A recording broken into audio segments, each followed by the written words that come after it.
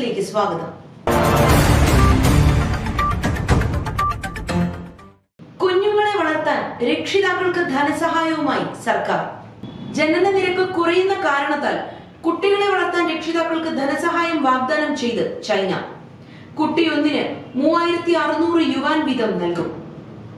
കുട്ടിക്ക് 3 വയസ്സ് തികയും വരെ ഈ സഹായം ഉണ്ടാകും. ഇന്ത്യൻ കറൻസിയിലേക്ക് മാറ്റുമ്പോൾ ഇത് 43,500 രൂപയാണ്.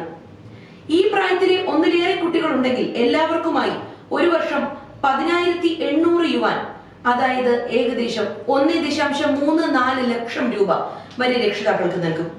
തിങ്കളാഴ്ചയാണ് ചൈനീസ് സർക്കാർ ഈ പദ്ധതി പ്രഖ്യാപിച്ചത്. പദ്ധതി 2 കോടിയോളം കുടുംബങ്ങളെ സഹായിക്കുമെന്നും ചൈനീസ് മാധ്യമങ്ങൾ റിപ്പോർട്ട് ചെയ്തു. ഇക്കൊല്ലം ആദ്യം മുതൽ മുൻകാല പ്രാബല്യത്തോടെയാണ് പദ്ധതി നടപ്പാക്കുക. 2022-24 കാലത്ത് കുഞ്ഞുങ്ങൾ ജനിച്ച കുടുംബങ്ങൾക്കും ഭാഗികമായി സഹായധനം ലഭിക്കും. പതിറ്റാണ്ടുകളായി തുടർന്നു വന്നിരുന്ന ഒറ്റക്കുട്ടി നയം ജനനനിരക്ക് കുറയുന്ന പശ്ചാത്തലത്തിൽ 1 പതിറ്റാണ്ട് മുൻപ് ചൈന നിർത്തിയിരുന്നു. എന്നിട്ടും കുഞ്ഞുങ്ങൾ കൂടാത്തതിനാലാണ് പുതിയ നടപടികൾ. ഹൊഹോട്ട്, ഷെൻയാങ് തുടങ്ങി പല നഗരങ്ങളും സ്വന്തം നിലയ്ക്ക് സാമ്പത്തിക സഹായ പദ്ധതികൾ പ്രഖ്യാപിച്ചിരുന്നു. കുഞ്ഞുങ്ങളെ വളർത്താൻ ഏറ്റവും ചെലവുള്ള രാജ്യങ്ങളിൽ ഒന്നാണ് ചൈന.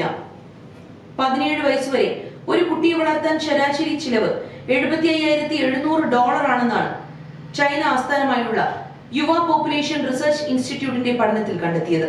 2024-ൽ 9.54 കോടി കുഞ്ഞുങ്ങളാണ് ചൈനയിൽ ജനിച്ചത്.